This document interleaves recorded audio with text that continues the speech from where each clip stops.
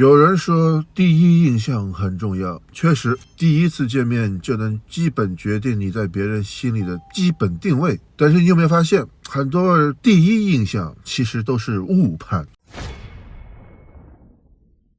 就像我小时候打篮球的时候，我个子高，看起来人高马大。那时候上场之前，总喜欢在篮球场边装个逼，胯下运球来个几下，对方看到我都会误以为我是个狠角色。但是我一上场就暴露了，我跳呢跳不高，投呢投不准，近视500度，我感觉我的身高是被我耽误的。对方可能开场几分钟还很紧张严肃，把我严防死守，等发现我就是个纸老虎之后，虐我就像是玩似的。这就是典型的第一印象误判，对方以为我很强，但实际上我就是个摆设。这种误判在生活里到处都是，尤其是谈恋爱，很多人第一次约会就把自己打扮得光鲜亮丽，讲话还特别讲究，笑容特别自然，连吃东西都显得特别优雅，饭量就突然变得特别小，整个人都是完美的人设。然后第一次结束后呢，大家都会很满意，那就会有第二次、第三次，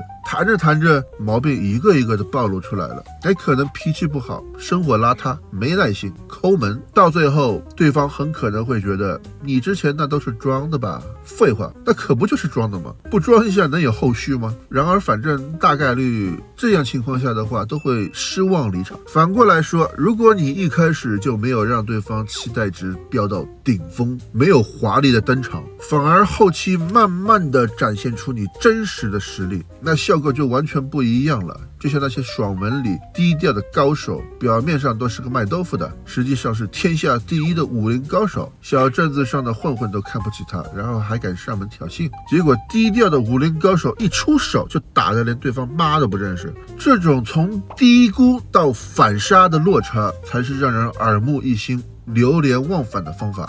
所以说第一印象并不是要一次打出所有的好牌，有时候可以尝试故意长拙，反而能让你后期更有反杀的空间。就像你在打牌的时候啊，一开始你就把王牌全打出去了，干什么呢？你吓唬谁呢？后面基本上你只能越打越臭啊。但如果你先试探一下，丢张3出去，摸清对方的底牌，关键时刻再亮出真正的杀手锏，那这种一招制敌的爽感才能最让人记住。总结一下，第一印象就是御敌开大，要么直接拿下对方，要么就空大等死。你要学会利用第一印象，可以先别急着亮底牌，先让对方误判你，后面才有反杀的机会。懂得藏拙，才能在关键时刻真正的一鸣惊人。所以如果你第一印象给的不好的话，没关系，这可能就是个机会。别怕别人一开始低估你，只要你自己心里有数，迟早能让那些轻视你的人见识到什么才是真正的实力。